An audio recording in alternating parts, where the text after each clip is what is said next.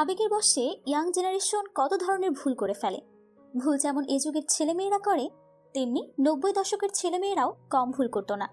আজকে এমন একটি মুভি এক্সপ্লেইন করতে যাচ্ছি যেখানে 90 দশকের এক কাপলের আবেগের বশে করা কিছু ভুল এবং ভুলের পরিণতি সম্পর্কে দেখানো হয়েছে। আজ এক্সপ্লেইন করতে চলেছি সম্প্রতি রিলিজ হওয়া বলিউড মুভি ভিকি और विदा का ओ वाला ভিডিও। মুভিটির আইএমডিবি রেটিং 6.8 আউট অফ 10। মুভিতে মুখ্য চরিত্রে অভিনয় করেছেন রাজকুমার রাও, তৃপ্তি ডিমরি, মালিকা শেরাওয়াত, বিজয় রাজ সহ আরও অনেকে। তো আর কথা না বাড়িয়ে let's go for that explanation. গল্পটা মূলত 1997 সালের। ভারতের উত্তরপ্রদেশের ঋষিকেশে বাস করে ভিকি নামের এক মেহেদি আর্টিস্ট। মেয়েদের হাতে মেহেদি পরিয়ে দেওয়াই ভিকির প্রফেশন। মেহেদি আর্টিস্ট হিসেবে ঋষিকেশে বেশ নাম যাক ভিকির। ভিকির পরিবার আছে তার দাদা এবং বোন চন্দা। ভিকি যে মহল্লায় থাকে সে একই মহল্লায় থাকে ভিকির গার্লফ্রেন্ড বিদ্যা। একই মহল্লায় থাকলেও তাদের সম্পর্কের ব্যাপারে দুজনের পরিবারের কেউই জানে না। একদিন ভিকি মেহেদি পরানোর জন্য শহর থেকে একটু দূরে চলে যায়। 3 দিন পর বাড়িতে ফিরে সে, আর বাড়িতে ফিরে জানতে পারে বিদ্যার বিয়ে ঠিক হয়ে গেছে। আজই তার এঙ্গেজমেন্ট।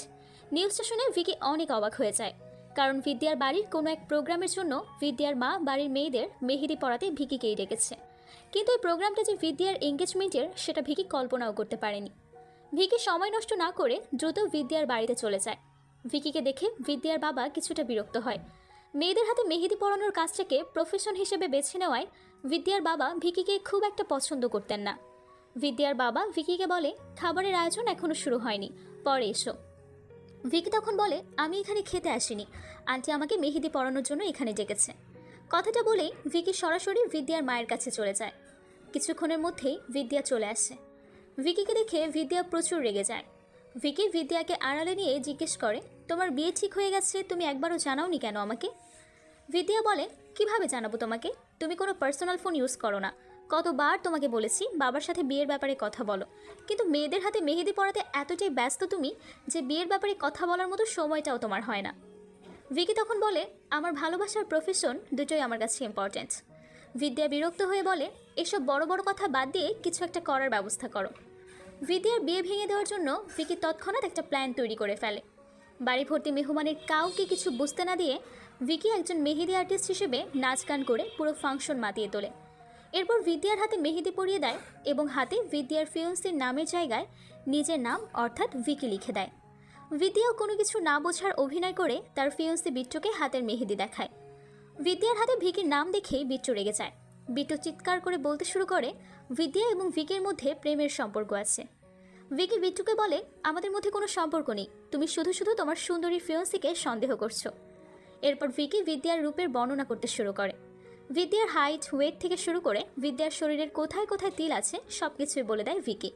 এই সব কিছু শুনে বিট্টু পুরোপুরি শিওর হয়ে যায় দুজনের সম্পর্ক আসলে অনেকটাই গভীর। বিট্টু এই মুহূর্তে বিয়ে ভেঙে দেয় এবং নিজের পরিবার নিয়ে বিদ্যার বাড়ি থেকে চলে যায়। মেয়ের বিয়ে ভেঙে যাওয়ায় বিদ্যার মা চিন্তিত হয়ে পড়ে। কোনো মেয়ের বিয়ে ভেঙে গেলে সমাজে তাকে বিভিন্নভাবে হেয় প্রতিপন্ন হতে হয়। সমাজের লোকজন নানা ধরনের কটু কথা বলে সেই মেয়েকে। তাই বিদ্যার মা বলে, যার জন্য বিদ্যার বিয়ে ভেঙেছে তাকেই বিয়ে করতে হবে বিদ্যাকে। অর্থাৎ বিদ্যার মা ভিকির সাথে বিদ্যার বিয়ে দিতে চায়, কিন্তু বিদ্যার বাবা এতে অমত করে, কারণ ভিকিকে তার একদমই পছন্দ না। যদিও ভিকি এবং বিদ্যা এটাই চাচ্ছিল, তবু ওরা আরও কিছুটা সময় দুই পরিবারের সামনে অভিনয় করে চালিয়ে যায়। দুজনেই ঝগড়া করে দুই পরিবারকে বোঝায় তারা একে অপরকে একদম পছন্দ করে না। শুধুমাত্র সমাজের কথা ভেবে পরিবারের মান সম্মান রক্ষার জন্য এই বিয়েটা তারা মেনে নিচ্ছে। শেষ পর্যন্ত অনেকটা বাধ্য হয়ে বিদ্যার বাবা বিয়েতে সম্মতি জানায়, আর ভিকির দাদা অনেক আনন্দের সাথে বিয়েটা মেনে নেয়। কিন্তু বিদ্যার বাবা বেঁকে বসে এই বলে যে বিয়ের খরচ ছেলের পরিবার অর্থাৎ ভিকির পরিবারকেই বহন করতে হবে।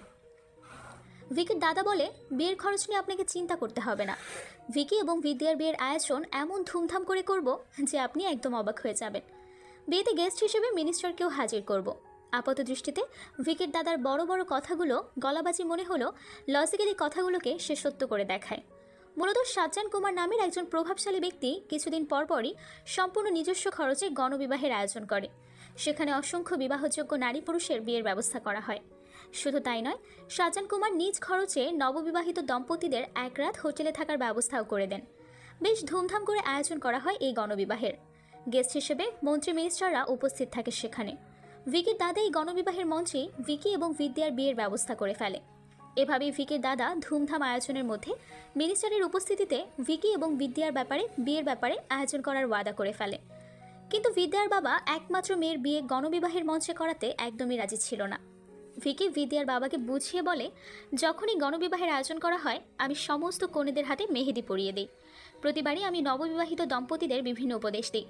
এখন যদি আমি নিজের বিয়ে অন্য কোনো স্থানে করি তাহলে সবাই আমাকে নিয়ে সমালোচনা করবে যে ভিকি সবাইকে এত উপদেশ দেয় অথচ নিজের বিয়ের বেলায় গণবিবাহের মঞ্চে না করে একা একা বিয়ে করেছে।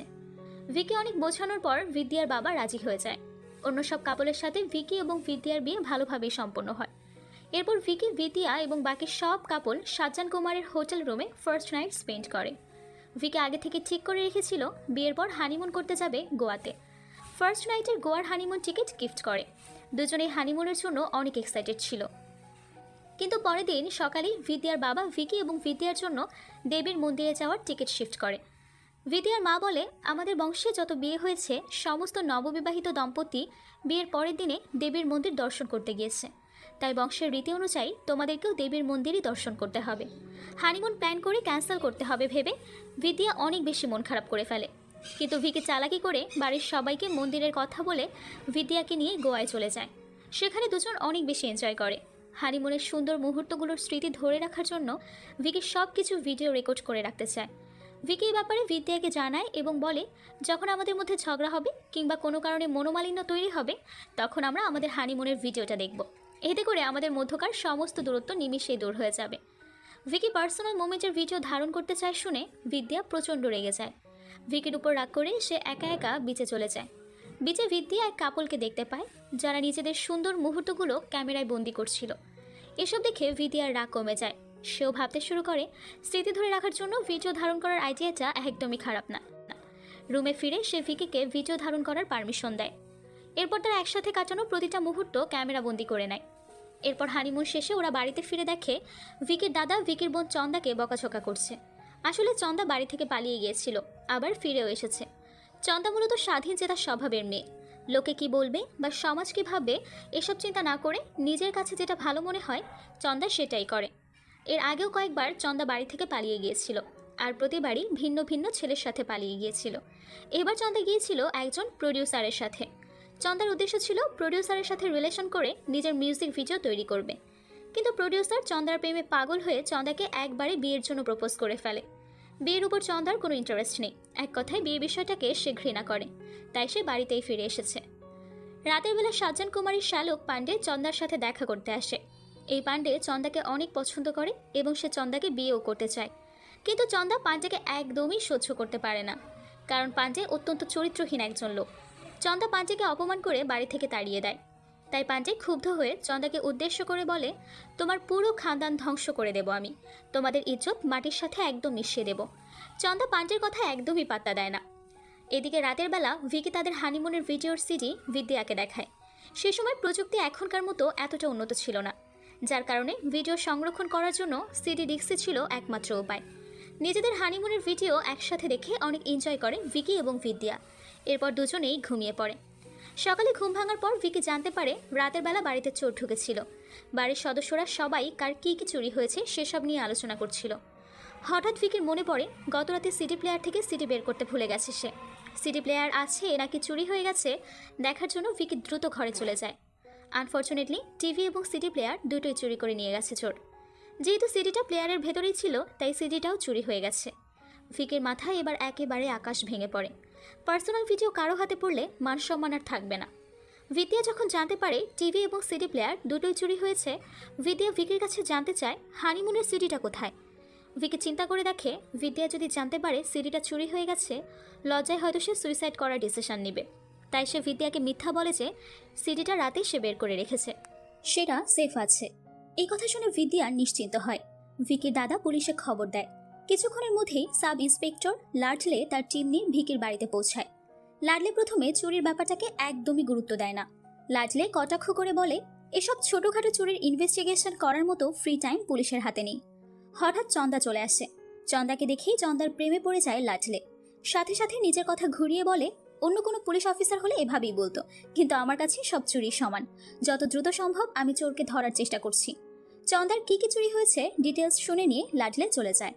এদিকে ভিকি সিডির জন্য অনেক চিন্তিত হয়ে পড়েছে। চোর কবে ধরা পড়বে তা কেউই জানে না, কিন্তু সিডি কারো হাতে পড়ার আগেই সেটা উদ্ধার করতে হবে।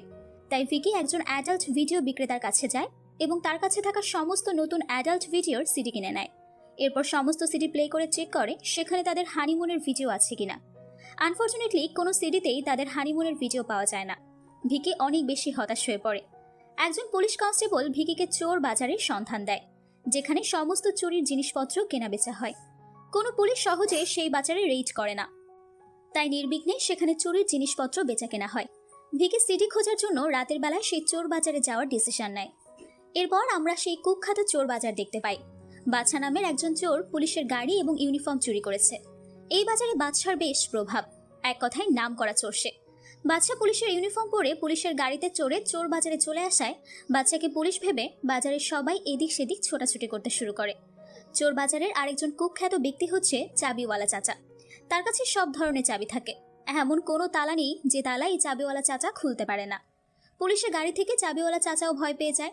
তাই বাদশা গাড়ি থেকে নেমে চাচাকে জানায় সে পুলিশ নয়, বরং পুলিশের গাড়ি চুরি করে এনেছে। বাদশাকে দেখার পর বাজারের পরিবেশ শান্ত হয়। এর কিছুক্ষণ পরেই ভিকি চোর বাজারে চলে আসে। ভিকিকে দেখেই বাদশা চিনতে পারে, কারণ ওই রাতে ভিকির বাড়িতে যে চোর ঢুকেছিল সে বাদশাই ছিল। ভিকিকে দেখে বাদশা নিজেকে আড়াল করার চেষ্টা করে, কিন্তু ভিকি বাদশাকে পুলিশের পোশাক দেখে তাকে পুলিশ অফিসার ভেবে তার কাছে গিয়ে কথা বলতে শুরু করে। ভিকি বাদশাকে তার বাড়িতে হওয়া চুরির ব্যাপারে সবকিছু জানায়। বাদশা বলে, আমি তোমার ব্যাপারটা দেখব। এরপর বাদশা দ্রুত সেখান থেকে চলে যায়। ওই দিন চোর বাজারে অনেক ঘোরাঘুরি করেও ভিকি সিডির কোনো সন্ধান পায় না। রাতের বেলা ভিকি যখন বাড়িতে ফিরে আসে তখন দেখে বিদ্যা তার জন্য ওয়েট করছে। ভিকিকে দেখে বিদ্যা হানিমুনের ভিডিওটা প্লে করতে বলে। ভিকি তখন বলে, তুমি কি ভুলে গেছো আমাদের টিভি এবং সিডি প্লেয়ার দুটোই চুরি হয়ে গেছে? বিদ্যা জানায় টিভি এবং সিডি প্লেয়ার চুরি হয়ে যাওয়ার যেন বিদ্যার মন খারাপ না হয়, তাই বিদ্যার বাবা নিজের টিভি এবং সিডি প্লেয়ার বিদ্যার কাছে পাঠিয়ে দিয়েছে। ভিকি তো তখন বিপদে পড়ে যায়। এই মুহূর্তে সিডি কোথায় পাবে? সিডি তো চুরি হয়ে গেছে। ভিকি নানা ধরনের অজুহাত দেখাতে শুরু করে যেন সিডি প্লে করতে না হয়, কিন্তু বিদ্যা তো নাচশোর বান্দা, আজ সে হানিমুনের ভিডিও দেখবেই। আর কোনো উপায় না পেয়ে ভিকি বিদ্যাকে মিথ্যা বলে যে বাইরে কিসের যেন সাউন্ড হচ্ছে। এরপর সে চোর চোর বলে চিৎকার করতে করতে বাইরে বের হয়ে যায়। ভিকির চিৎকার শুনে ভিকির দাদাও জেগে ওঠে। হলরুমে বাড়ির কাজের মহিলা ঘুমাচ্ছিল। অন্ধকারে চোরের পিছনে ছুটতে গিয়ে ভিকির দাদা ভুলবশত কাজের মহিলার উপরে পড়ে যায়। কাজের মহিলা ঘুমের ঘোরে ভিকির দাদাকে চোর মনে করে শক্ত করে ধরে ফেলে।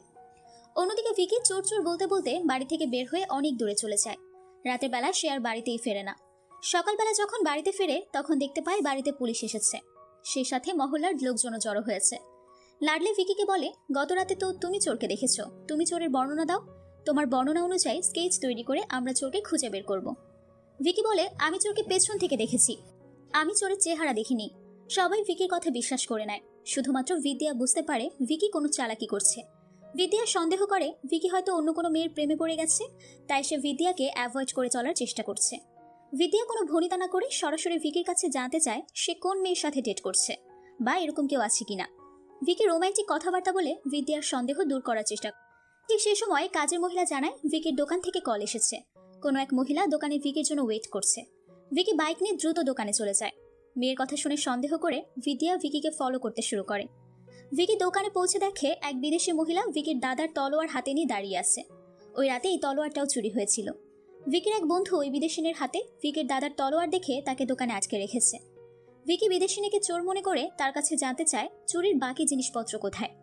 বিদেশিনী তখন বলে, আমি তো কিছুই জানি না, এই তলোয়ারটা আমি চোর বাজার থেকে কিনেছি। ভিকি বলে, তলোয়ারটা যার কাছ থেকে কিনে নিয়েছেন আমাকে তার কাছে নিয়ে চলুন। বিদেশিনী ভিকিকে চাবিওয়ালা চাচার কাছে নিয়ে যায়। ভিকি চাবিওয়ালা চাচাকে দেখে রাগান্বিত হয়ে মারতে গেলে চাবিওয়ালা চাচা বলে, আমি তো চোর নই, চোরেরা চুরি জিনিসপত্র আমার কাছে বিক্রি করে। ভিকি জানতে চায় এই তলোয়ার কে বিক্রি করেছে। তখন চাবিওয়ালা চাচা বলে, ওই রাতে তুমি যাকে পুলিশ অফিসার মনে করে সম্মান দিয়ে কথা বলছিলে সেই আসলে চোর, সেই তলোয়ার আমাকে দিয়েছে। ভিকি তখন চাবিওয়ালা চাচার কাছ থেকে জেনে নেয় সেই চোর অর্থাৎ বাদশাকে কোথায় পাওয়া যাবে। চাবিওয়ালা চাচার কথা মতো ভিকি একটা বাড়ি চলে যায়। বাদশা এই বাড়িই আছে, সে বসে বসে ড্রিঙ্কস করছিল।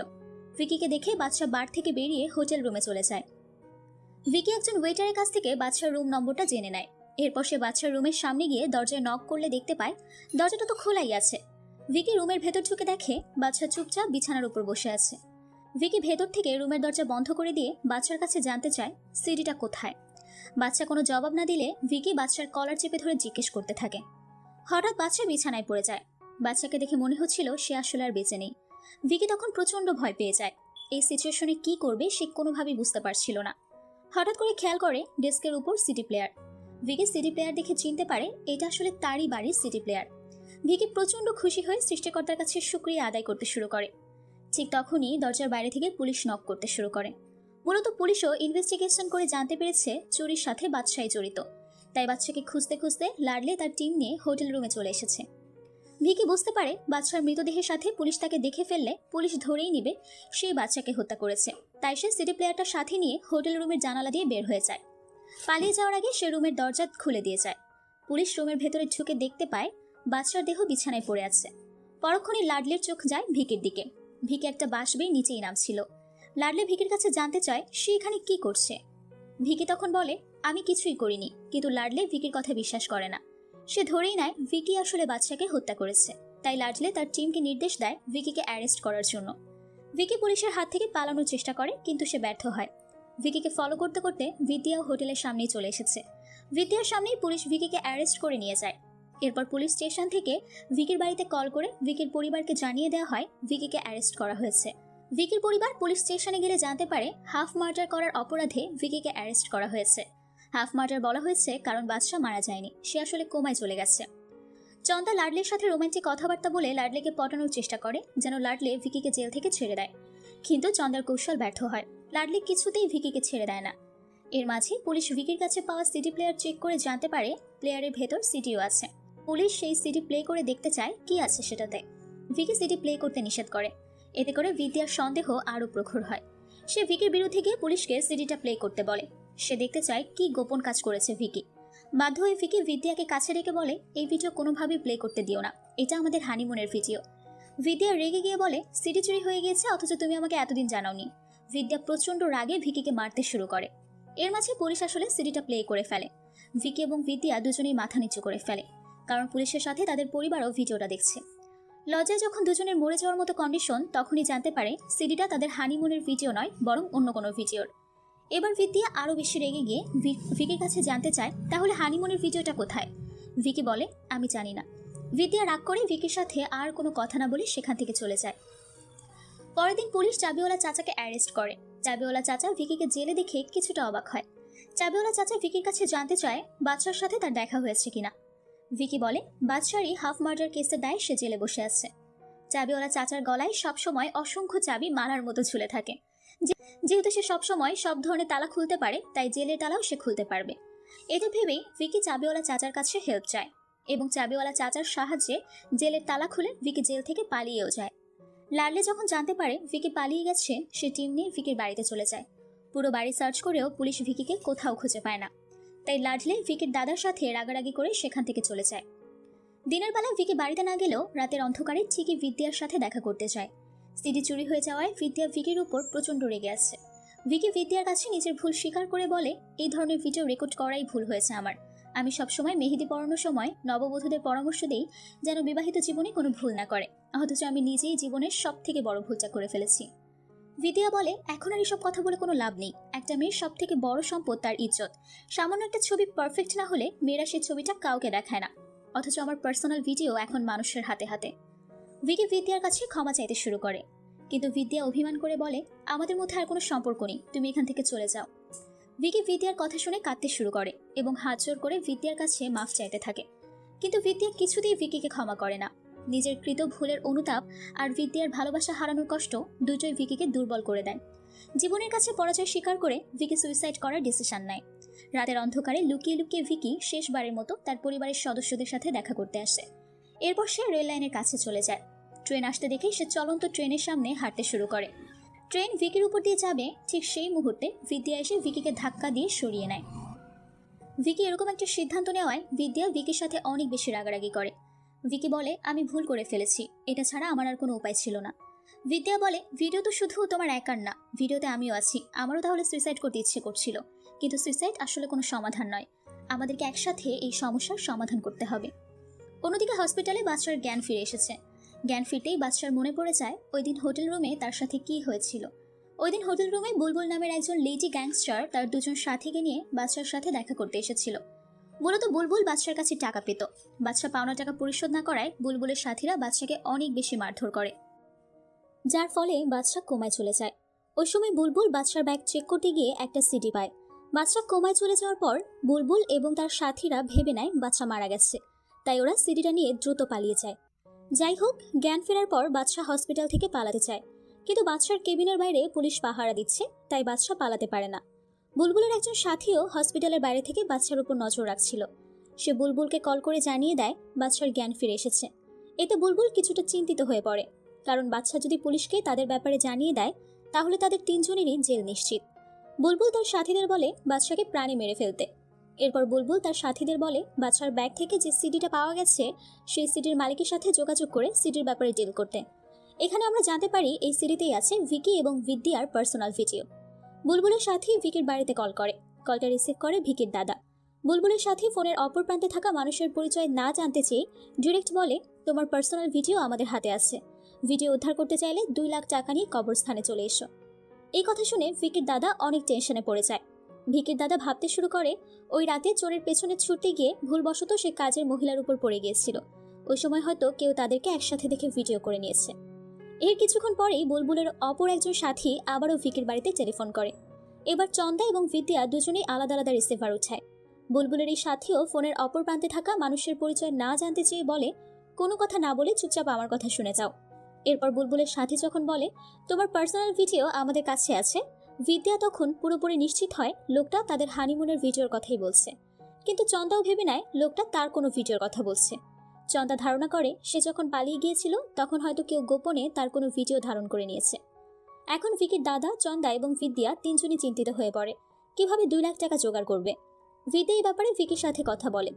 ভিকি বলে, আমি আমার জীবনে একসাথে 2 লাখ টাকা কখনো দেখিনি, এখন একটা অল্প সময়ের মধ্যে কিভাবে 2 লাখ টাকা জোগাড় করব।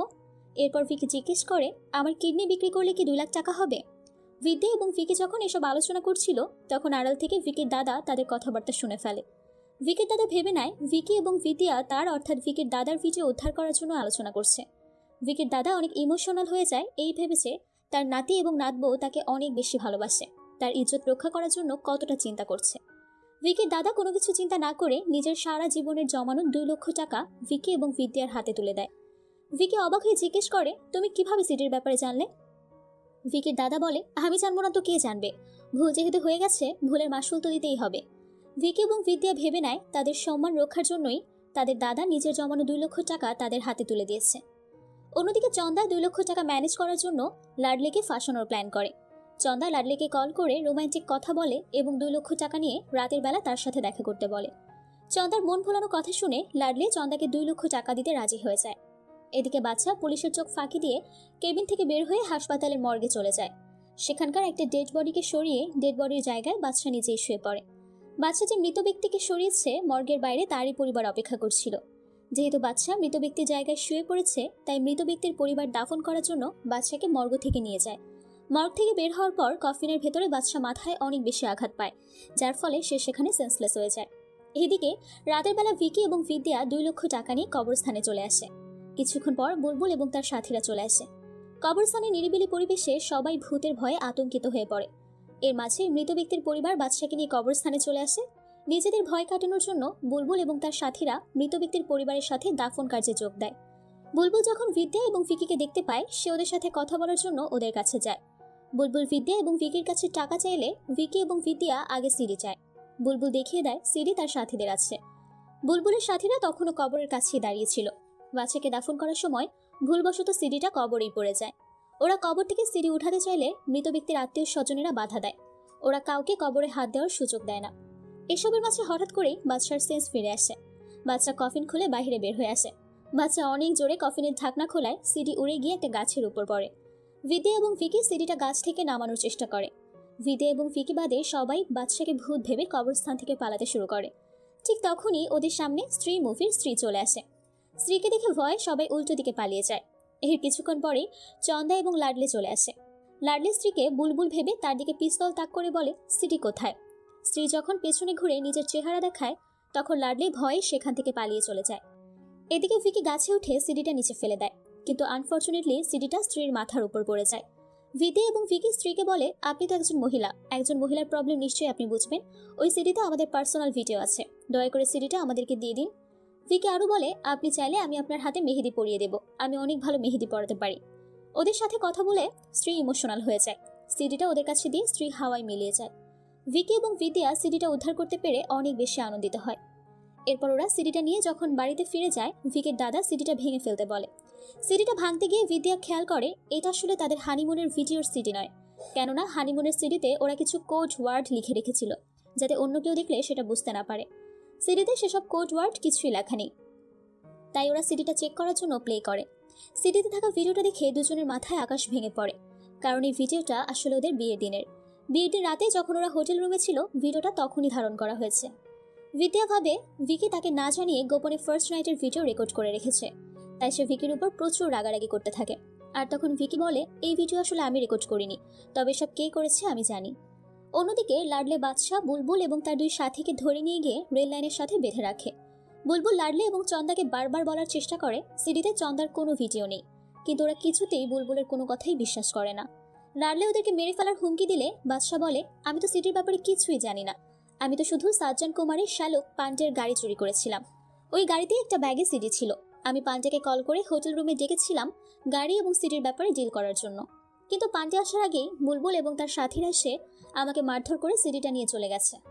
বাচ্চার মুখে সব কিছু শোনার পর লাডলে ভাবে পান্ডে গোপনে চন্দার কোনো ভিডিও ধারণ করেছে, তাই সে পান্ডেকে অ্যারেস্ট করতে চলে যায়। পুলিশ দেখে পান্ডে পালাতে শুরু করে। তখনই অপর দিক থেকে চলে আসে ভিকি। ভিকি পান্ডেকে সজোরে একটা থাপ্পড় দিয়ে নিচে ফেলে দেয়। এরপর ভিকি পান্ডেকে অনবরত মারতে থাকে এবং বলে, আমার বোনের উপর প্রতিশোধ নেওয়ার জন্য গোপনে আমাদের ভিডিও ধারণ করেছিস, তাই না? পান্ডে বলে, এসব ভিডিও আমি বানাইনি, আসল কালপিট তো সাজ্জান কুমার যে বহু বিবাহের আয়োজন করে সেটা মানব সেবার উদ্দেশ্যে করে না, এর পেছনে আছে সাজ্জান কুমারের এক ভয়ানক বিজনেস। সাজ্জান কুমার বহু বিবাহের আয়োজন করে রাতের বেলা নববিবাহিত দম্পতিদের হোটেল রুমে পাঠিয়ে দেয়। এরপর গোপনে তাদের ভিডিও ধারণ করে দুবাইয়ের একজন শেখের কাছে চড়া দামে বিক্রি করে। ভিকি শেখের পরিচয় জানতে চায়। পান্ডে বলে, শেখকে আমরাও আজ পর্যন্ত দেখিনি, শুধুমাত্র ফোনেই তার সাথে যোগাযোগ হয়েছে, তবে এবারের বহু বিবাহের প্রোগ্রামে শেখ নিজেই উপস্থিত থাকবে। পান্ডে পুলিশের হাত থেকে নিজেকে বাঁচানোর জন্য লাডলি এবং ভিকির সাথে মিলে সাজ্জান কুমারকে হাতে নাতে ধরার প্ল্যান করে। প্রতিবারের মতো এবারও পান্ডে সাজ্জান কুমারের কথা মতো প্রতিটা হোটেল রুমে ক্যামেরার ব্যবস্থা করে ফেলে, আর লাডলে দুবাইয়ের শেখকে কিডন্যাপ করে নিজেই শেখ সেজে গণবিবাহের প্রোগ্রামে হাজির হয়, আর চন্দা মুখ থেকে শেখের স্ত্রীর অভিনয় করে। ভিকি এবং বিদ্যাও সেখানে উপস্থিত হয় এবং নাচ গান করে গণবিবাহের মঞ্চকে মাতিয়ে তোলে। সমস্ত বিয়ে যখন সম্পন্ন হয়, তখন ভিকি সাজ্জান কুমারকে জানিয়ে দেয় এই বহু বিবাহের মঞ্চে সাজ্জান কুমারের নিজের মেয়ে সোয়াতিও বিয়ে করেছে। কথা শুনে সাজ্জান কুমার প্রচন্ড রেগে যায়।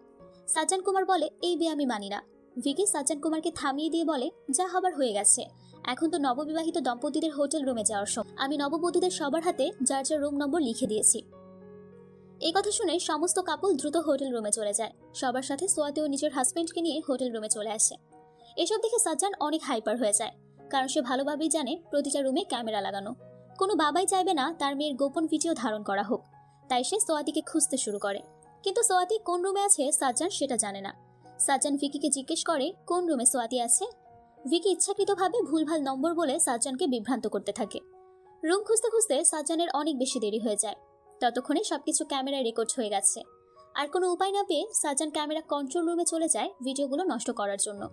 সাজ্জানকে দেখা মাত্র শেখের বেশে থাকা লাডলে ভিডিওর হার্ড ডিস্ক নিজের কাছে নিয়ে নেয় এবং সাজ্জানকে শুনিয়ে শুনিয়ে ভিডিওগুলোর প্রশংসা করতে শুরু করে। সাজ্জান শেখকে বলে, এই হার্ড ডিস্কে আমার মেয়ের ভিডিও আছে, হার্ড ডিস্ক আমি তোমাকে নিতে দেব না। শেখ অর্থাৎ লাডলে বলে, বিজনেস করতে গেলে মা বোন কিংবা স্ত্রী সন্তানের কথা চিন্তা করলে চলবে না, এই ভিডিও আমি আর কিছুতেই ফেরত দেব না। কথা বলে লাডলে এবং চন্দা ভিডিও নিয়ে পালাতে শুরু করে। সাজ্জান চিৎকার করে ভিকিকে বলে, শেখকে ধরো। যদিও ভিকি এবং লাডলে প্ল্যান অনুযায়ী একসাথেই কাজ করছিল, কিন্তু সাজ্জানকে বিভ্রান্ত করার জন্য ভিকি শেখ অর্থাৎ লাডলেকে আটক করে। এরপর লাডলের হাত থেকে হার্ড ডিস্কটা নিয়ে ভিকি সাজ্জানকে জিজ্ঞেস করে, এই হার্ড ডিস্কে এমন কি আছে যে শেখ এটা নিয়ে পালাতে যাচ্ছিল। সাজ্জান হার্ড ডিস্কটা ভেঙে ফেলতে বলে। ভিকি বলে, এত কষ্ট করে যেহেতু হার্ড ডিস্কটা উদ্ধার করেছি, একবার দেখা উচিত এর ভেতরে আসলে কি আছে।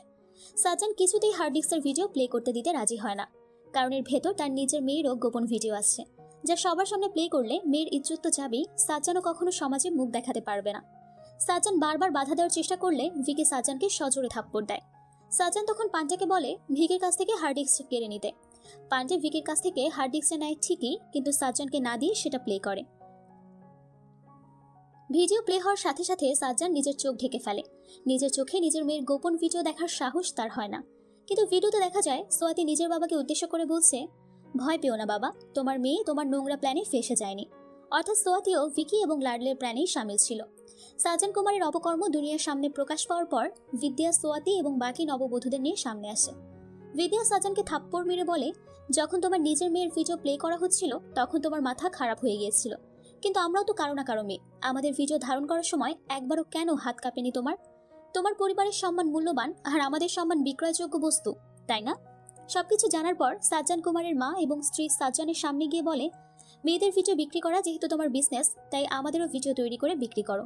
সাজ্জান কুমার নিজের ভুল বুঝতে পেরে সকলের কাছে ক্ষমা চায়। ভিকি বলে, তুমি ক্ষমার যোগ্য না। মানুষের জীবনে সব থেকে মূল্যবান সম্পদ তার ইজ্জত, আর তুমি মানুষের সেই ইজ্জত নিয়ে বিজনেস করো। কারো ভিডিও বিক্রি করার আগে তোমরা একবার চিন্তাও করো না এসব গোপন ভিডিও মানুষের হাতে পড়লে ভিডিওতে থাকা মানুষগুলোর জীবনে কি প্রভাব পড়বে। এরপর ভিকি বিদ্যাকে বলে, আমরা যা করেছি না বুঝে ভুল করে ফেলেছি, কিন্তু সাজ্জান কুমার যা করেছে সেটা ভুল নয়, সেটা অপরাধ। অপরাধ করেছে সাজ্জান কুমার, তাহলে আমরা কেন এর শাস্তি ভোগ করব? আমরা কেন ইজ্জত হারানোর ভয়ে ঢুকে ঢুকে মরব? সাজ্জান কুমারের মতো মানুষদের জন্য কত মেয়ে ইজ্জত হারিয়ে আত্মহত্যার পথ বেছে নিয়েছে। আমরাও এরকম কিছু করার একটি ডিসিশন নিয়েছিলাম, কিন্তু আমরা নিজেকে শক্ত রেখে আত্মহত্যা করার সিদ্ধান্ত বদলে লড়াই করার সিদ্ধান্ত নিয়েছি, তাই আমরা এখনো বেঁচে আছি। যদিও সাজ্জান কুমার নিজের ভুল বুঝতে পেরেছে, কিন্তু সে যে অপরাধ করেছে তার জন্য তো শাস্তি পেতেই হবে। তাই পুলিশ সাজ্জান কুমারকে অ্যারেস্ট করে নিয়ে যায়। সাজ্জান কুমারের চ্যাপ্টার এখানেই ক্লোজ হয়, কিন্তু ভিকি এবং বিদ্যা এখনও তাদের হানিমুনের ভিডিওই খুঁজে বেড়াচ্ছে। অনেক খোঁজাখুঁজি করেও কোনোভাবেই তারা সিডির সন্ধানটা পায় না। বেশ কিছুদিন পর হঠাৎ ভিকির এক ভাতিজা গোপাল ভিকির রুমের বেডের নিচ থেকে একটা সিডি খুঁজে পায়। এই সিডিটাই হচ্ছে ভিকি এবং বিদ্যার হানিমুনের সিডি। এখানে ফ্ল্যাশব্যাকে দেখানো হয়, বাচ্চা যখন সিডি প্লেয়ার চুরি করে নিয়ে যাচ্ছিল তখন সিডিটা প্লেয়ার থেকে পড়ে যায় এবং গড়িয়ে গড়িয়ে সেটা বেডের নিচে চলে যায়। বিদ্যা যখন জানতে পারে এই তাদের হানিমুনের সিডি, সে ভিকিকে এই ব্যাপারে জানায় এবং গোপালের কাছে সিডিটা চায়। কিন্তু গোপাল সিডিটা বিদ্যাকে না দিয়ে ভিকির দাদার দিকে ছুড়ে দেয়। ভিকির দাদা সিডিটা ধরতে পারে না। সিডিটা গিয়ে পড়ে সোজা একটা পিকআপ ভ্যানের উপরে। ওই পিকআপ ভ্যানে একটা দেবী মূর্তি ছিল। ভ্যানওয়ালা মূর্তিটা ডেলিভারি করার জন্যই নিয়ে যাচ্ছিল। ভিকি এবং বিদ্যা সিডিটা নেওয়ার জন্য পিকআপ ভ্যানের পেছনে ছুটতে শুরু করে। আর এখানেই এই মুভিটি শেষ। অর্থাৎ আবেগের বশে করা তাদের একটা ভুল আজীবন তাদেরকে ছুটিয়ে নিয়ে বেড়াবে। তাই যে উদ্দেশ্যেই হোক না কেন, এই ধরনের ভুল থেকে সবাই সাবধানে থাকবেন।